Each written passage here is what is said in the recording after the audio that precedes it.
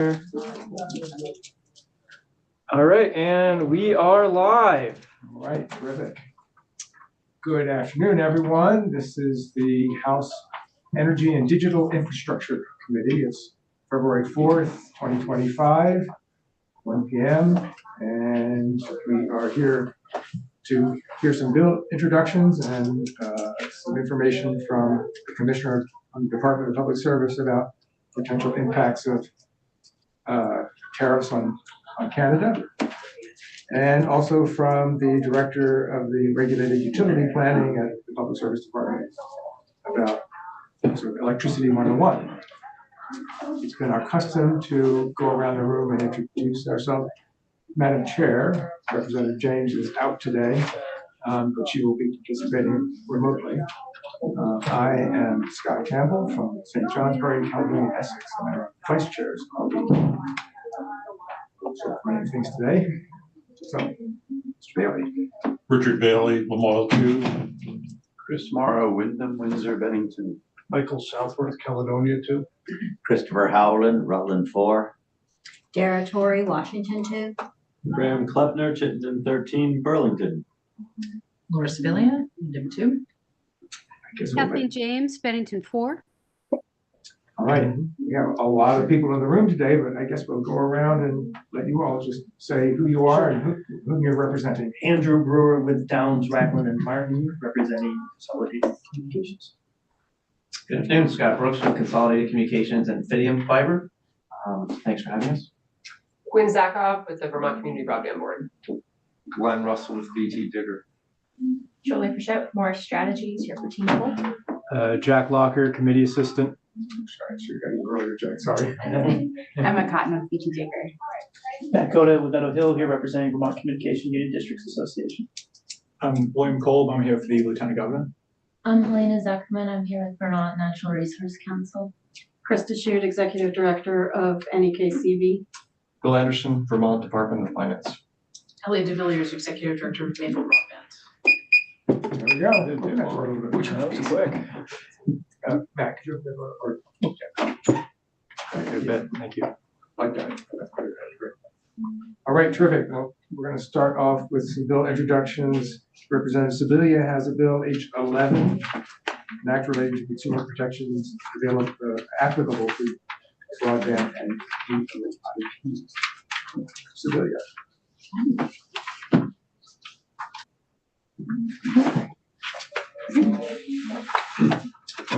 This is just an introduction. The next three bill introductions are really just introductions. They're only 10 minutes each. We'll have time for the presenter, the representative, just to describe their bill briefly and maybe some general questions, but only very general questions. It's not an introduction or a debate, just to be clear. Okay. Yeah. So are we allowed to ask questions or not? Just general. I mean, we're going to try to keep it to 10 minutes each for each bill introduction, and then we'll have an opportunity for more committee discussion at a later time. Okay. But we will be able to have a longer discussion. Yes. Yes. Thank you. Okay. Are you ready for me to go? Yes, please. Yes. Okay.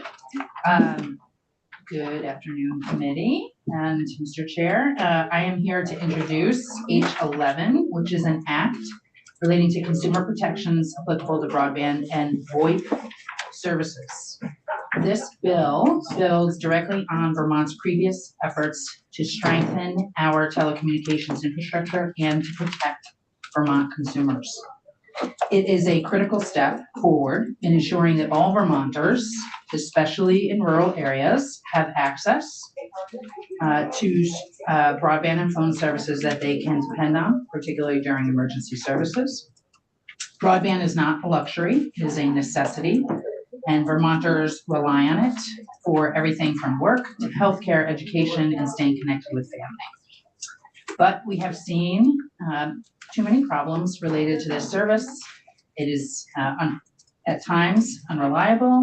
There have been hidden fees.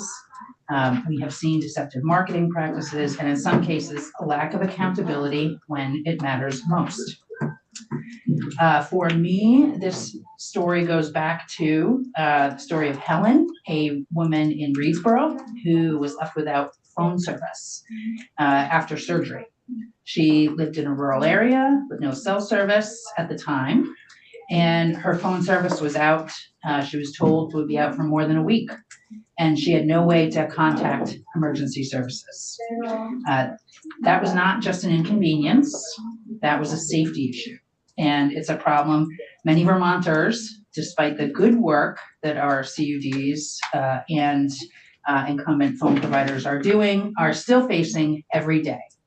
Not only because of outdated infrastructure, but also because of a lack of oversight. Past experience tells me that broadband, cable, and cell providers will likely pull each of you aside and argue that they are regulated by the market and that federal law preempts us from regulating them directly. But let's be clear, here in Vermont, much of the state has little to no competition for these services. So the idea that the market will regulate itself is simply not realistic. We are not dealing with a competitive, dynamic market in most of Vermont.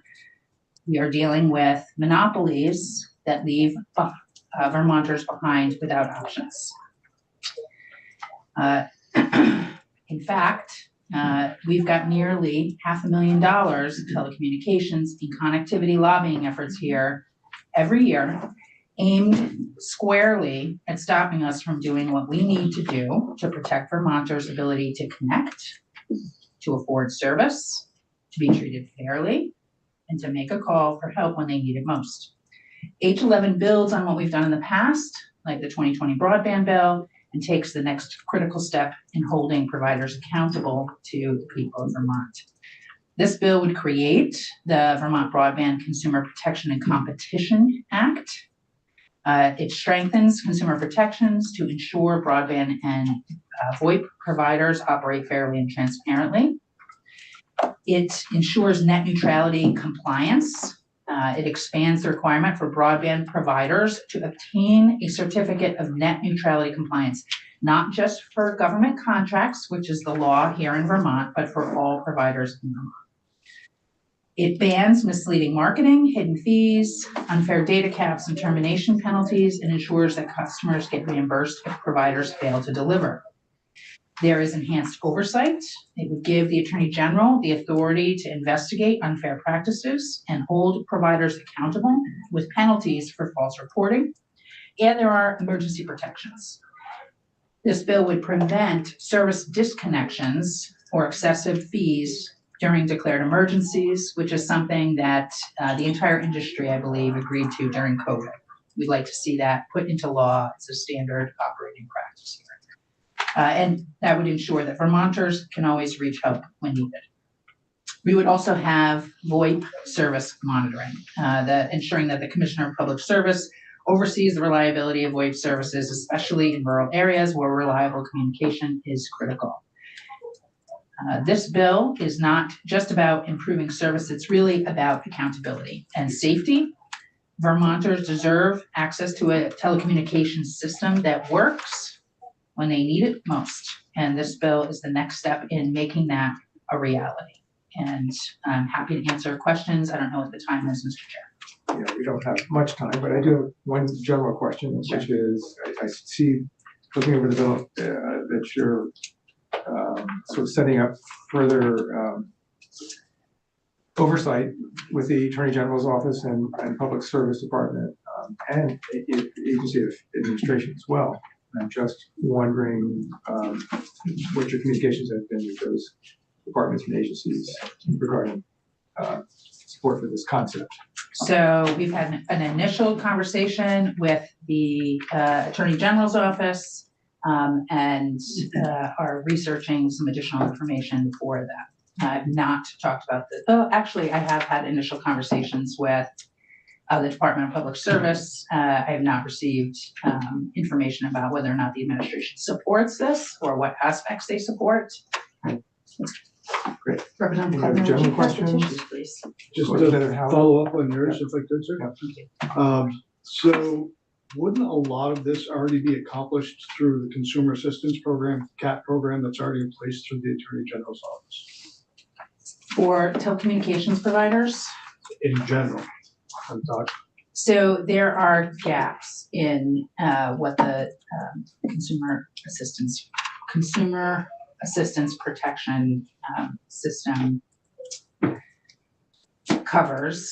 And we have, as a part of this, also market monitoring of the telecommunications system. So there's this big desire by the telecommunications companies, which you certainly will all be hearing about, that they are regulated by the market, don't want to be overbuilt with public dollars or monitored by the state of Vermont or have a patchwork of regulations across the country. And being reliant on market regulation means that there are sufficient number of providers to have competition in all areas, which is just not the case. And monitoring that market is a part of this. All right, well, we're not going to have time to get into too much more detail. Any other really general questions? Or if we can move on to the next bill, which is also sponsored by Rep. Sevilla, H125, and activating the reporting on the energy transition. So, Okay. you got something on that one? Yes, this is H125, which is an act relating to reporting on the energy transition economic impacts. And thank you, Mr. Chair and members of the committee. I'm here today to introduce this bill. Over the past 4 years, I have worked extensively on Vermont's climate and energy policies, including helping to lead the passage of the Global Warming Solutions Act and leading the House in passage of S5, the Affordable Heat Act. These efforts stem from a clear recognition. Doing nothing about our energy transition comes with real costs that Vermonters are already feeling. Affordability is a pressing issue in Vermont. We certainly have heard that throughout this election season, from rising grocery prices to soaring healthcare costs, and Vermonters are struggling. Heating costs, we have seen spike dramatically in recent years, driven largely by volatile global oil markets beyond our control. This volatility not only strains household budgets, but it is contributing to consolidation within the delivered heating fuel sector, reducing options, which has the potential to drive costs up even further. The reality is that inaction or a lack of adequate action leaves Vermonters vulnerable to these global price swings and changes in their access to heating and transportation fuels. H125 aims to ensure that as Vermont navigates a global energy transition that is in full swing, we do so with a clear understanding of the economic impacts our constituents are experiencing. This bill directs the Department of Public Service to produce an annual report tracking key metrics. And this, I would love to work with the committee on ensuring we have the right metrics. The ones I have identified preliminarily are things like the number of gas stations, the number of heating fuel suppliers, how many electric vehicle charging stations there are, and changes in our electric rates, which, as we know, are different throughout the state. This data can help us assess how the energy transition is affecting our various communities, businesses, and workers. Vermonters in my district have asked, how will this energy transition affect me? Will my community have the necessary infrastructure? What happens to workers in industries like delivered heating fuels? These are real, urgent concerns. The goal of H125 is simple. No one should be left behind. By understanding the economic impacts of both our actions and our inactions, we can ensure that our energy policies support economic stability, the economic stability of Vermont families and businesses. The stakes are high. Vermont cannot afford to delay its economic adaptation to climate change. While other regions and countries push forward, we must keep pace to protect our economy and our constituents.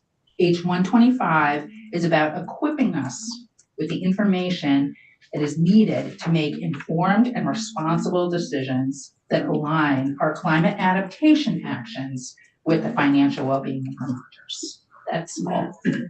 Okay. So I guess I'm wondering how much of this information is already gathered? And is the point here to have it all in one place and have it all in one? So, Mr. Chair, I believe a fair amount of this information is gathered, although monitoring of the delivered fuels market, much like the previous bill, that's an unregulated industry largely. That would probably be something we would need to figure out a little bit more about. How do we know who's delivering fuel? How can we track what's happening in terms of the number of fuel dealers and whether that's increasing or decreasing, and the geography. So in my my hope would be that we have a sense that we can understand how this energy transition is affecting various areas of the state, because it's likely doing so in different ways. And for instance, we know that in some electric utility territories, rates are a lot higher because of adoption of a lot more renewables and a smaller number of ratepayers. So we don't really have a sense of how Vermonters are experiencing this throughout the state. So in the case of fuel dealers, this would apply. This data would be not just the dealers that are bringing fuel into the state that are now being tracked by the Public Utility Commission with the clean heat standard and affordable heat. This would be all fuel dealers. Is that right? Yeah, those are fuel importers Yeah. that were being monitored as a result of the clean heat standard legislation. This is really looking at, we know that there are the smallest heating fuel providers. We're seeing consolidation there. One of the things I'm worried about is with increased consolidation, you have decreased competition, which means pricing and consumer protection start to become at risk, particularly if the industry is unregulated, as the heating fuels industry is. Great, thank you. See, Representative James has her hand up. Go ahead, Madam Chair. Thanks, Rep. Campbell. A similar question to your previous bill, just wondering if you have had a chance yet. I think this is a really interesting idea, to reach out to DPS and see how they feel about being tasked. And if we take more testimony on this idea, obviously we'll hear from them. But just wondering if you've gotten any preliminary thoughts. Madam Chair, I have not gotten any preliminary thoughts on this specific language, but I have spoken extensively with the Department of Public Service, the PUC, the fuel dealers over many years to understand sort of what is happening here, what we know, what we don't know, as well as I think we talked with the Agency of Natural Resources, Secretary Moore. I believe we mentioned this to her at one of our hearings. Might have been the clean heat hearing, where she had indicated some of this information is already available, but gathering it together. So yes and no, Madam Chair. Thanks. Anybody else have any sort of general questions? All right, well, thank you, Rep. Sibilia. I am noticing that we're kind of on time here, which is wow. Scary, because we have a gap. if we stay on time, we're going to have some time available between now and 2 o'clock when the Commissioner of Public Service is due. But let's carry on, and if we have time for more conversations, then we have time for more conversation. So here we are with what we got here. This is H121, Representative Morrow. Introducing a bill that, what does it say here? An act relating to affordable broadband service. All right, take it away, Rep. Morrow. Well, thank you. So this is a relatively simple bill modeled after a bill that passed in New York State. The concern really arose from COVID and our kids not being able to access educational services during COVID. There was two federal programs that, well, Vermont did a COVID response temporary broadband lifeline program, which expired.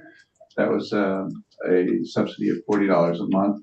And there was the federal affordable connectivity program, which was $30 a month plus $100 towards the device. And that ran out in the middle of 2024. So currently, Vermont, they have a lifeline program for telephone service, which is at $4.25 a month rebate subsidy. But there's really nothing for broadband, which is a key element, as Representative Sebelia articulately expressed, a key element of modern life that we all need to be able to access affordably. So this bill, the language is, as I said, modeled after the New York bill, which has been through the courts and proven legal. And there are a number of elements to discuss and get the committee's input on. But as it stands now, it would be a $15 a month charge for a low broadband service.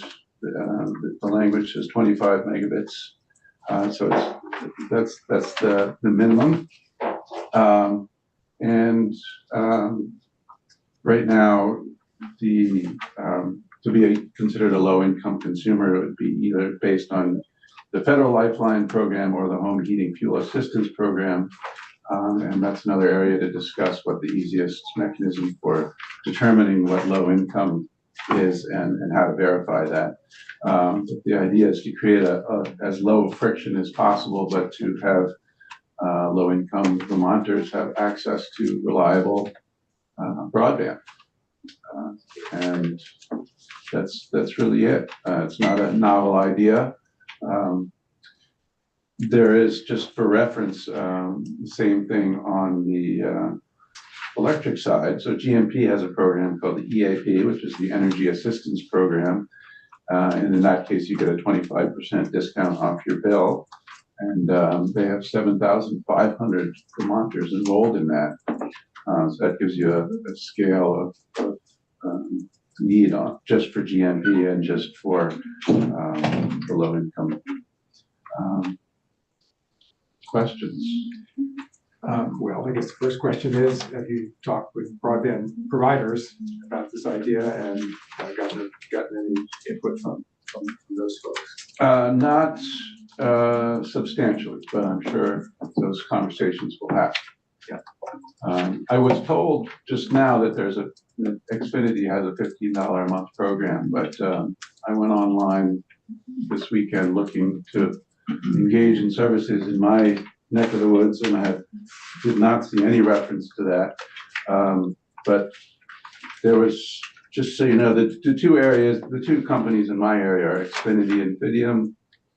You can get an Xfinity service. The lowest one is 300 megabits for $35 a month, and the Fidium one was a 1 year lock at $25 a month, but then it would go up to $45 a month, and that was at 100 megabits. Those are the two lowest rates that I could find in my town. I think Rep. James had her hand up, and we'll come to you, Rep. Clapper. Madam Chair.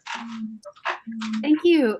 Two quick questions. One is, Rep. Morrow, the providers cover the cost, I assume, of these discounted programs. In other words, it's not publicly funded.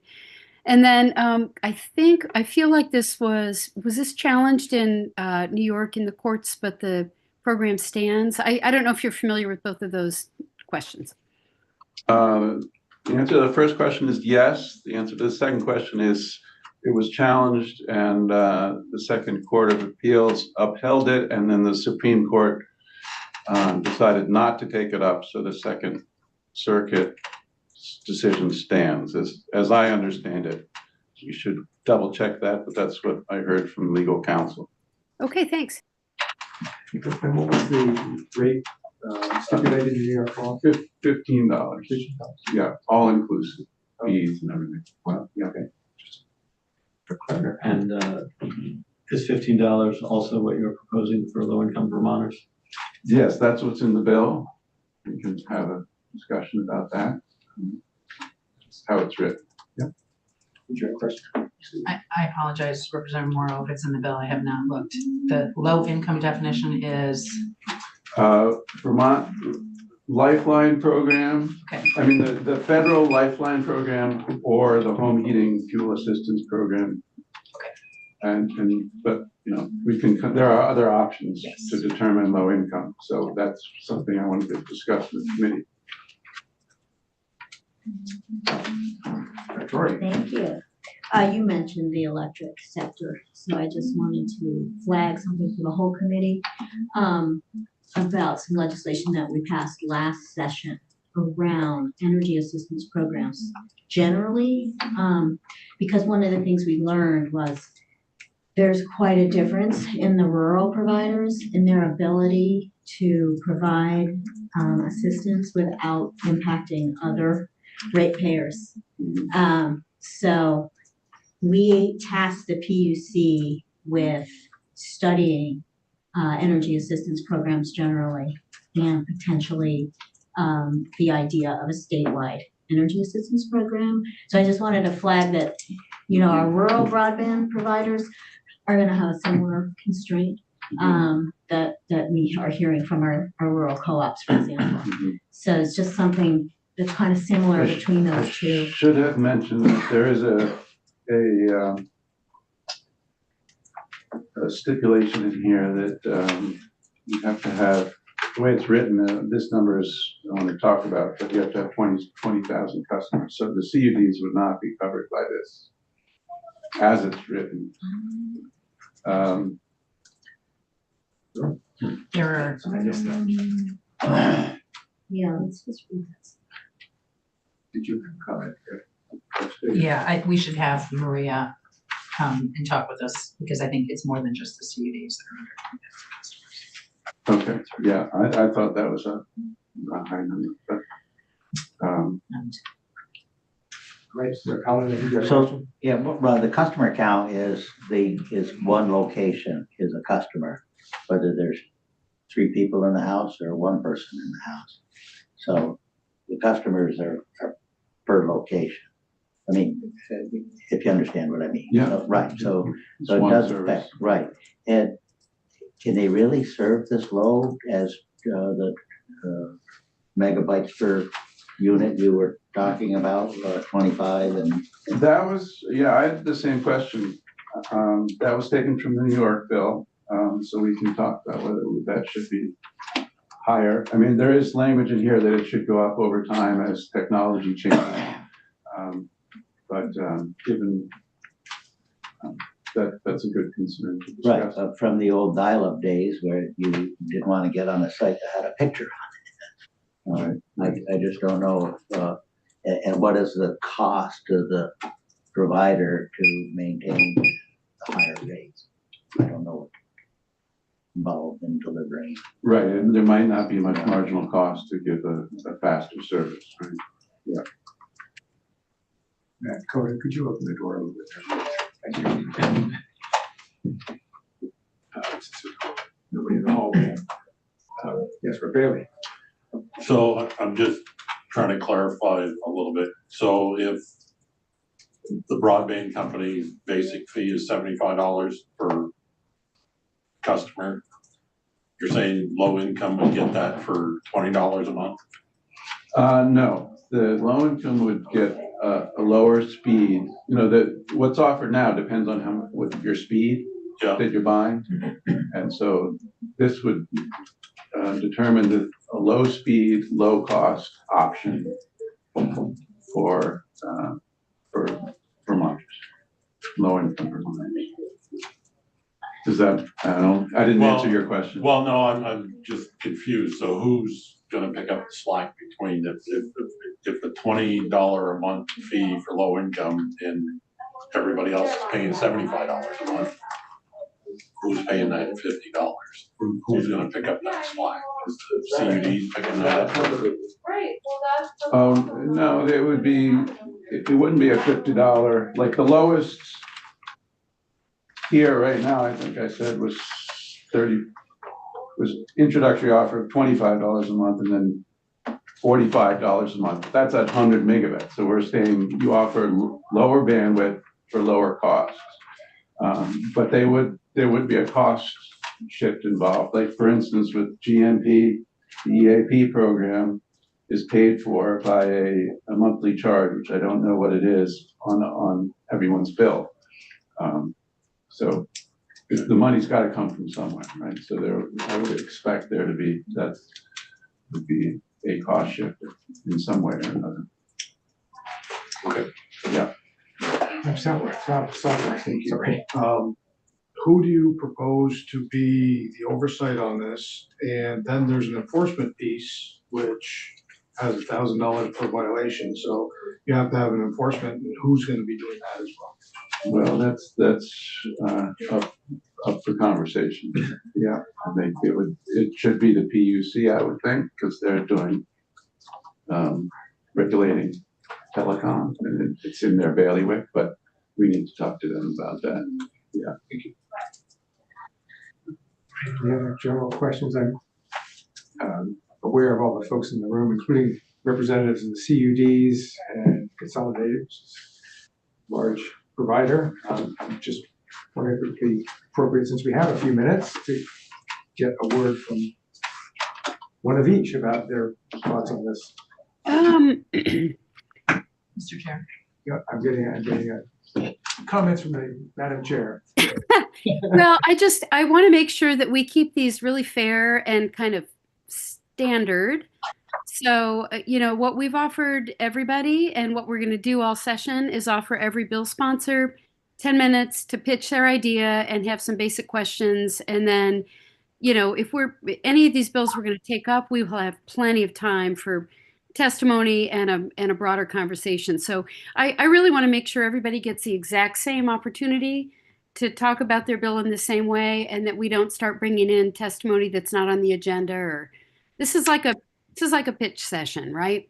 And so I think I'd rather not bring other folks up to the table, even though I know we have time, because that's not going to be fair to the bill sponsors who are coming in who may not have somebody in the room or may not have time.